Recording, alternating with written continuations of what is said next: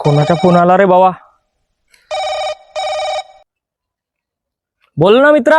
Hello, का म्हणते मित्रा? सुट्टी असेल ना तुला 1 मे ची? आम्हाला तर सुट्टी आहे. हो, आमच्या कसला 1 मे भाऊ? आम्ही सिव्हिल वाले वर्कर. सिव्हिल वाल्यासाठी कसला 1 मे न कसला काय? तुमच्या बढिया आहे यार, तुम्हाला मस्त ड्युटी पण मिळून जाते आणि सुट्टी पण मिळून जाते 1 मे ची. तुम्ही तुमच्या पीएफ ESI कटते यार, तुम्ही कंपनीमध्ये परमनंट. आम्ही का भाऊ सिव्हिल वाले, आज अगर गेलो तर पैसा भेटत नाही तर काहीच नाही. असं आहे ना भाई, आम्ही रोजंदारी वाले. ना आमच्या पीएफ कटत, ना ESI कटत, ना काही कटत. मग आज अगर आम्ही 1 मे ला सुट्टी मारलो तर आमच्या घरी कोण आहे कमवणारा सांग? तर आम्हाला तर कमवणंच आहे ना भाऊ. आमच्यासाठी सरकार थोडी विचार करते.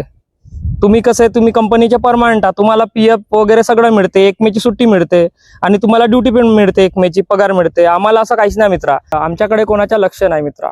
आज अगर मित्रा आम्ही घरी राहिलो तर आमचे घरवाले उपाशी मरतील मित्रा. आणि मेन गोष्ट कसं, सरकार पण लक्ष नाही देत आमच्या सिव्हिल वाल्यांकडे की बाबा यायच्या कसा करायचा. हे बिचारे रोजंदारीवाले आहेत. आमच्या सिव्हिल वाल्यांच्या असं आहे, माटीगोट्याच्या कामवाल्यांच्या, की आज जाऊन तर खाऊ, नाही तर उद्या आमचा परिवार उपाशी मरणार. आणि कोणीही आमच्यासाठी काही करत नाही. सरकार आमच्याकडे लक्षच नाही देत मित्र. आता काय करावं? म्हणून आमच्यासाठी 1 मे आणि सर्व दिवस बरोबरच असतात.